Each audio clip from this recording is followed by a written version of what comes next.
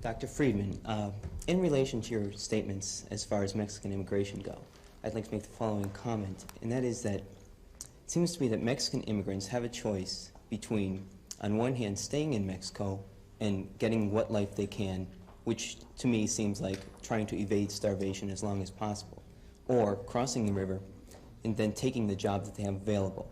And what I'm wondering is this choice a choice at all, and is it not equivalent to the gun against the head that you were talking about as absent from the free... Who's holding the gun? The capitalists in Southern California who own the... On the contrary, it's in your image, it would be the Mexicans who are holding the gun. Well, because what denies them the opportunity in Mexico? There aren't enough capitalists in Mexico, as opposed to...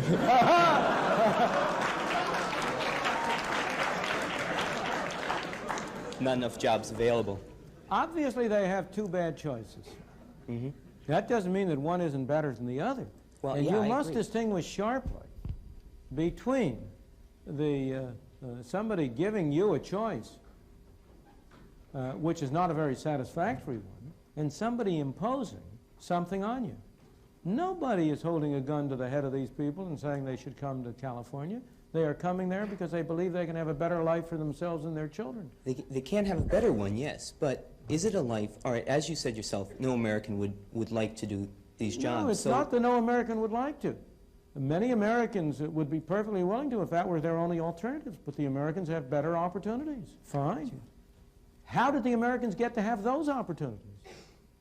By being American citizens? Is that the point No, you're trying no, to... by initially going through stages similar to that which the Mexicans are going through.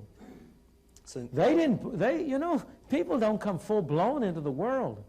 The nations don't come full-blown into the world with skills and capital and so on. That all has to be derived through a long historical process. I agree.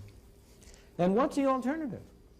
If you say, well, we're willing to have the Mexicans in only if they can be supported at the level at which the Americans are supported, then you're condemning them to stay in Mexico. Mm-hmm. But isn't So it true... don't hurt them in order to help them.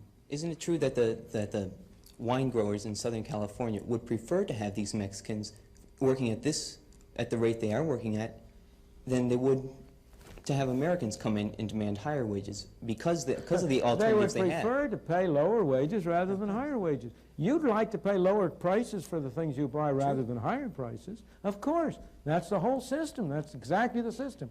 And you say, if you say to the Mexicans, you may not offer to work for lower wages, then you're denying them the only weapon they have. But aren't you also...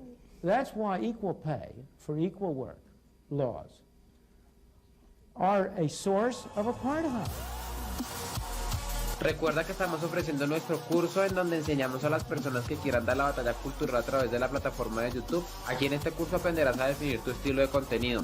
Sabrás qué herramientas necesitas para dar la batalla cultural. Aprenderás a editar tus propias miniaturas antiprogres. Regístrate a través del link que estaremos dejando en la descripción y en el primer comentario.